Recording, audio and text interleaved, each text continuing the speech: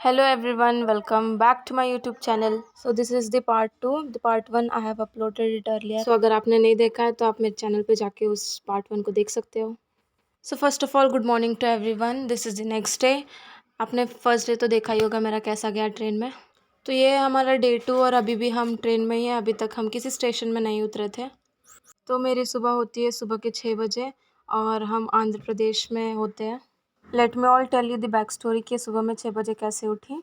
2 passengers seat के लिए लड़ाई कर रहे थे, उस शोर में मैं उठ गई. And also say hi to रापिया. ये मेरे सीट के सामने वाली सीट में बैठी थी और ये मेरे साथ बहुत फ्रेंडली हो गई थी. एंड देन हम पहुँचे विशाखापट्टनम, जहाँ पे ट्रेन हाफ एन आवर रुकी थी क्योंकि वहाँ पे हमारा इंजन, ट्रेन का जो इंजन होता है वो चेंज हो गया था और जो हमारी ट्रेन थी वो अपोजिट डायरेक्शन में जा रही थी. अभी तक तो आप सभी को पता चल ही गया होगा मैं किधर जा रही हूँ. अगर नहीं पता चला है तो व्लॉग को एंड तक देखिए. इस व्लॉग में रिवील हो जाएगा कि मैं कहाँ जा रही हूँ. एंड ऑल्सो कमेंट बिलो जो आपने गैस किया था वो आपका गैस सही है या नहीं. So half an hour wait करने के बाद ट्रेन चल पड़ी और सुबह से हमने कुछ नहीं खाया था और जो भी हमने बना कर लाया था वो सब ख़त्म हो चुका था. तो मैं वेट कर रही थी कि हमें कुछ खाने के लिए मिले. मैं खाना ऑनलाइन ऑर्डर करने की ट्राई कर रही थी लेकिन नियर बाय कोई भी रेस्टोरेंट ओपन नहीं था इतने जल्दी. And one more thing guys, बहुत ज़्यादा गर्मी लग रही थी, बता नहीं सकते. बहुत ज़्यादा गर्मी हो रही थी. हमारा हाल गर्मी से बहुत बेकार हो चुका था. ये तो आप सबको मेरे फेस देख के पता चल रहा होगा. एंड देन हमने बिरयानी ऑर्डर किया जो कि मुझे पुलाव जैसा लगा. एंड फिर हमने एंटर किया ओडिशा में और रास्ते में हमें इंडिया का लार्जेस्ट लेक मिला जिसका नाम है Chilika. Then guess what guys happened. We reached our destination that is Bhubaneswar. Yes, you all got it right guys. जिसने भी भुवनेश्वर बताया था, मैं अपने गांव आई हूँ 5 साल बाद. Literally after very long time I came here. मेरे पापा भुवनेश्वर में हमारे दादा के घर में थे तो वो हमें लेने के लिए आ गए. I can't express my feeling guys कि मुझे कैसा फील हो रहा था 5 साल बाद आना.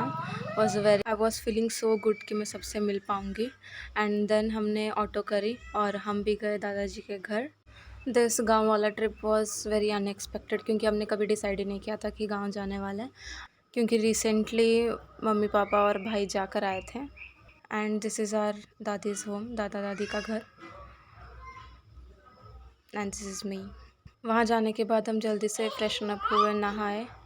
And I took a head bath क्योंकि पसीने से पूरा सिर पिच पिच हो गया था पानी से. और फिर मैं बालकनी में आके खड़ी हो गई और देखने लगी बाहर.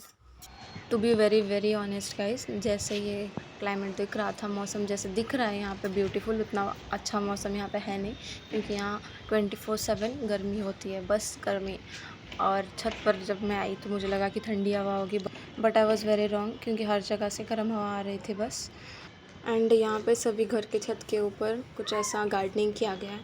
मेरी दादी के घर के ऊपर भी इतने सारे इन्होंने प्लांट्स लगाए थे, पता नहीं कौन से थे बट बहुत सारे प्लांट्स थे.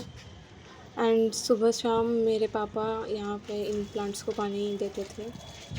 रात के टाइम बिजली कड़क रही थी वहाँ पे लेकिन ज़ोर से बारिश हुई ही नहीं. मैंने एक्सपेक्ट किया था कि बहुत बारिश होगी बट जैसे कि आप देख सकते हो थोड़ी थोड़ी सी ही बारिश हुई, ज़्यादा नहीं हुई.